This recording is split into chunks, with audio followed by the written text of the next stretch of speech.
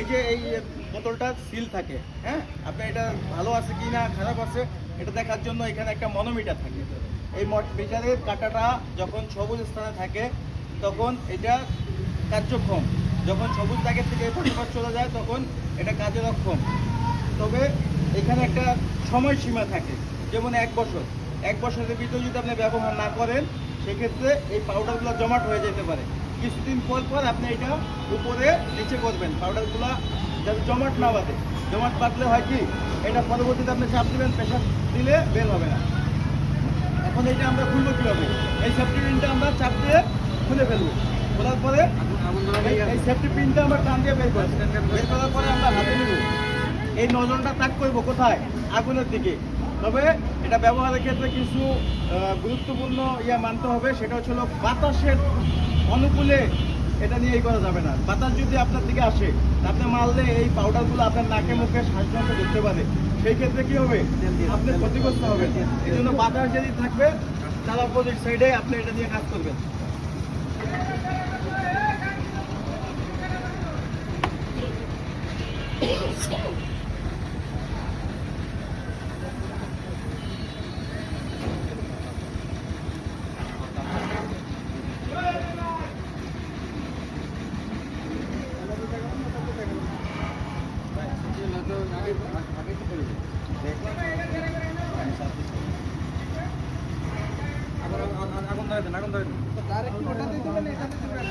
আচ্ছা, এটা দিয়ে মারি।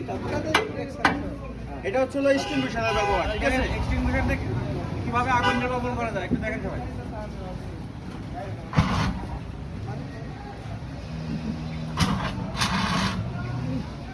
বুঝতে পারছেন? জি জি।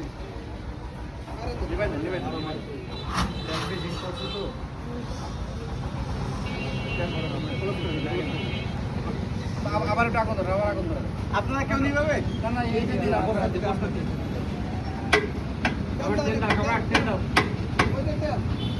প্রথমে একটা কথা বলছিল যে অক্সিজেন বন্ধ করতে পারলে সেখানে আগুন নির্বাপন হয়ে যায়।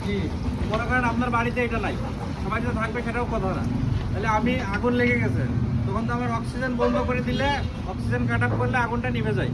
এখন আমরা দেখাবো অক্সিজেন কিভাবে কাট আপ করতে হয়। মনে করেন আপনার বাড়ির সামনে বা আপনার চোখের সামনে কোথাও আগুনটা ছোটই থাকে, যখন লাগে তখন আপনি যদি ভিজা বস্তা ন্যাকড়া এগুলো ভিজাই দিয়ে যদি আপনি ঢেকে দিতে পারেন, সেই ক্ষেত্রে কিন্তু আগুন নির্বাপন হয়ে যাবে। ধরুন এভাবে নেবেন, নেবে সেফটি আসে, সেফটি অনুযায়ী আপনাদের যাতে আপনার শরীরে আগুন না লাগে। এই কারণে এটা এভাবে করবেন। তারপরে এসে আপনারা এটা দিয়ে এভাবে দিয়ে দেবেন। এটা মূলত অক্সিজেন কাট আপ করে দিলাম। হ্যাঁ, বাতাস ঢুকতে পারছে, বাতাস ঢুকতে পারতেছে। হ্যাঁ, বন্ধ হয়ে শুকনো অবস্থায় কিন্তু এটার কাজ হবে না।